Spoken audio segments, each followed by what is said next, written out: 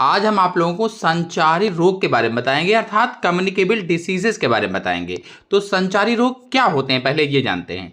तो इन्हें आम बोलचाल में संक्रामक बीमारी भी कहा जाता है। संक्रामक बीमारी वही बीमारी जो एक व्यक्ति से दूसरे व्यक्ति में आसानी से फैल जाती हैं, उन्हें ही संक्रामक बीमारियां कहा जाता है, और उन्हीं को संचारी रोग कहा जाता है या कम्युनिकेबल डिसीजेस कहा जाता है।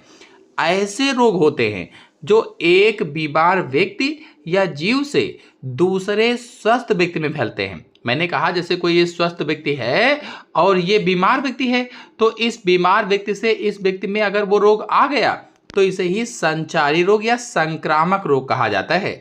ये रोग हानिकारक सूक्ष्म जीवों जैसे बैक्टीरिया, वायरस, फंगस, परजीवियों के कारण होते हैं।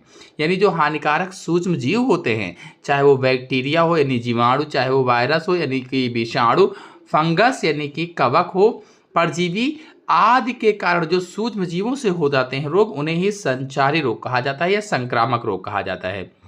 तो कुल मिलाकर के संचारी रोग का क्या मतलब होगा? संचारी रोग वह रोग होते हैं जो एक व्यक्ति से दूसरे व्यक्ति में आसानी से फैल जाते हैं, उन्हें ही संचारी रोग कहा जाता है या संक्रामक रोग कहा जाता है। तो संचारी रोग कैसे फैलते हैं, यानी फैलने का तरीका क्या होता है, चलिए आपको बताते हैं। तो यह बीमारियां अलग अलग माध्यमों से एक इंसान से दूसरे इंसान में जाती हैं। कैसे जाती हैं? तो देखिए, पहला है हवा के द्वारा। जब कोई बीमार व्यक्ति खांसता है या छींकता है तो हवा में बारीक बूंदें फैल जाती हैं। कोई भी बीमार व्यक्ति है, खांसता है या छींकता है तो हवा जो होती है उसमें बारीक बूंदें फैल जाती हैं, और स्वस्थ व्यक्ति जब सांस लेता है तो ये रोगाणु उसके शरीर में चले जाते हैं, जैसे सर्दी, खांसी, टीबी, कोरोना आदि। ये सब हवा के द्वारा फैलने वाले रोग होते हैं। तो पहला क्या कारण हुआ? हवा से फैलता है। कैसे? जब कोई भी व्यक्ति है, बीमार व्यक्ति है कह लीजिए, वो जब खांसता है, छींकता है तो जो उसके नाक से या मुंह से बारीक बूंदें होती हैं वो हवा में फैल जाती हैं, और जब स्वस्थ व्यक्ति सांस लेता है तो वो रोगाणु जो होते हैं, रोग के जो अणु होते हैं, विषाणु, जीवाणु यानी कि बैक्टीरिया, वायरस, वो उसके शरीर में चले जाते हैं और उसको भी सर्दी, खांसी, टीबी, कोरोना जैसी बीमारियां पैदा कर देते हैं। चलिए दूसरे कारण को देखते हैं। अब देखिए, दूसरा कारण है दूषित पानी और भोजन।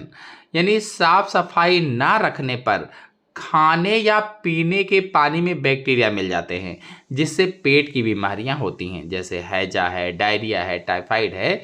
यानी दूषित पानी अगर हम पीते हैं तब भी बीमारी फैलती है, दूषित भोजन खाते हैं तब भी बीमारी फैलती है। कहने का मतलब यह है, साफ सफाई ना रखने पर खाने पीने के पानी में जो बैक्टीरिया होते हैं, जो जीवाणु होते हैं, वो मिल जाते हैं, जिससे पेट की बीमारियां हो जाती हैं। कौन कौन सी? जैसे हैजा है, डायरिया है, टाइफाइड है। तो इस तरह से बीमारी हो जाती हैं। फिर अगला है सीधे संपर्क के माध्यम से। तो ये कैसे होता है? बीमार व्यक्ति से हाथ मिलाने, गले मिलने या उसकी इस्तेमाल की हुई चीज़ों को छूने से हो जाता है। कहने का मतलब यह है कि अगर कोई व्यक्ति बीमार है, उससे अगर कोई स्वस्थ व्यक्ति हाथ मिलाता है, उसके गले मिलता है, उसकी इस्तेमाल की हुई चीज़ों को छूता है, जैसे तौलिया है, कपड़े हैं जो वो पहने हुए था उसको छूता है, तब भी ये सीधे संपर्क माना जाता है, और सीधे संपर्क के माध्यम से इस तरह से एक व्यक्ति से दूसरे व्यक्ति में संचारी रोग फैलते हैं। फिर अगला है कीड़ों और मच्छरों द्वारा।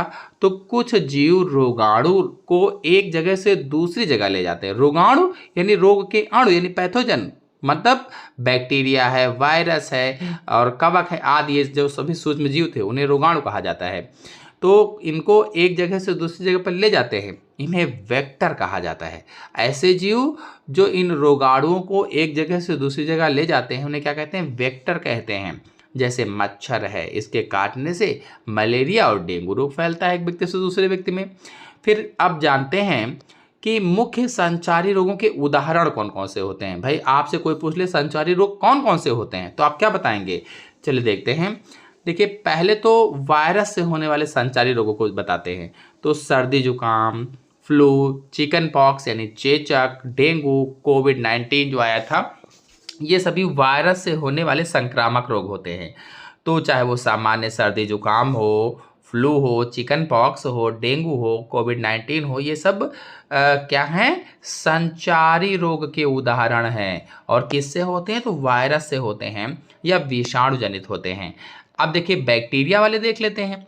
तो बैक्टीरिया वाले में जो है कि टाइफाइड है, टीबी है यानी ट्यूबरकुलोसिस है, हैजा है और टेटनस, ये सभी बैक्टीरियल डिसीजेस होती हैं। और कैसी डिसीज हैं? तो संचारी रोग होते हैं, संचारी डिसीजेज होती हैं, कम्युनिकेबल डिसीजेज होती हैं। टाइफाइड, टीबी, हैजा और टेटनस बैक्टीरिया से होती हैं या जीवाणु से होती हैं। फिर अगला है मच्छर या परजीवी से होने वाले रोग। तो मलेरिया जो परजीवी प्लाज्मोडियम है, इससे मलेरिया बुखार हो जाता है। प्लाज्मोडियम जो है ये संघ प्रोटोजोआ का जंतु है और ये कौन सा रोग पैदा करता है? तो मलेरिया रोग पैदा करता है ये प्लाज्मोडियम, मलेरिया रोग। इसीलिए प्लाज्मोडियम को मलेरिया का परजीवी कहा जाता है। और फिर अगला है फंगस से होने वाले रोग। फंगस से कौन कौन से रोग हो जाते हैं या कवक से कौन कौन से रोग हो जाते हैं? दाद है, खाज है, खुजली है, अकौता है आदि जितने भी त्वचा संबंधी रोग होते हैं, इन्फेक्शन होते हैं, सब फंगस से हो जाते हैं। चलिए अब जानते हैं कि संचारी रोगों के सामान्य लक्षण कौन कौन से होते हैं। तो देखिए संचारी रोगों के सामान्य लक्षणों में पहला है तेज या हल्का बुखार आना। पहला लक्षण क्या है? सामान्य वाला तेज या फिर हल्का बुखार आएगा। दूसरा क्या है? शरीर और सिर में दर्द होना, शरीर में दर्द होगा, आपके सिर में दर्द होगा। फिर अगला है खांसी, जुकाम या गले में खराश होना। खांसी आएगी, जुकाम हो जाएगा, गले में लगेगा खराश हो गई है। तो ये सब संचारी रोगों के लक्षण होते हैं। थकान और कमजोरी महसूस होना, आपको लगेगा थक गए हैं, कमजोरी महसूस हो रही है। उल्टी होना, दस्त या डायरिया लगना, मतलब आपको उल्टी हो सकती है, दस्त या फिर डायरिया लग सकती है। तो इस तरह से ये संचारी रोगों के कुछ लक्षण थे। चलिए अब जानते हैं कि इससे बचाव के आसान उपाय कौन कौन से हैं, प्रिवेंशन कौन कौन से हैं। तो संचारी रोगों से बचना बहुत आसान है अगर हम अपनी रोजमर्रा की जिंदगी में इन बातों का ध्यान रखें। अब किन किन बातों का ध्यान रखने को कहा गया है? तो देखिए पहला है हाथों की सफाई। खाना खाने से पहले और बाहर से आने के बाद हाथों को साबुन और पानी से कम 20 सेकंड तक अच्छी तरह धोएं। आप जब कहीं बाहर से आए हैं तो हाथों को साबुन से 20 सेकंड तक धोएं। खाना खाने जा रहे हैं तो उससे पहले हाथों को 20 सेकंड तक अच्छी तरह से धोना चाहिए।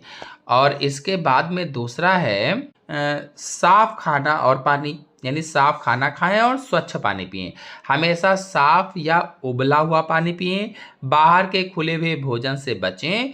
फल और सब्जियां धोकर खाएं। जो फल खाते हैं, सब्जियां खाते हैं, कुछ लोग ऐसे ही कच्चे खाने लगते हैं, बिना धोए खाने लगते हैं, तो उसको धुलकर ही खाना है। फिर अगला है आसपास सफाई और मच्छर नियंत्रण। अपने घर के आसपास पानी जमा ना होने दें।